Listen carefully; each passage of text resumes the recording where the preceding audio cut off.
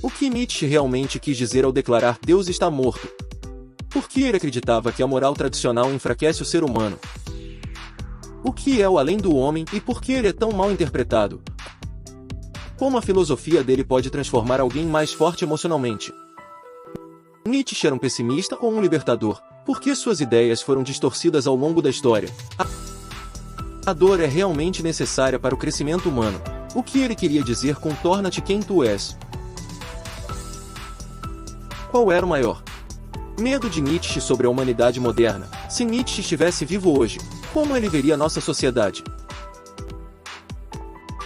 Entre no meu canal do YouTube para saber essas respostas e me siga no TikTok.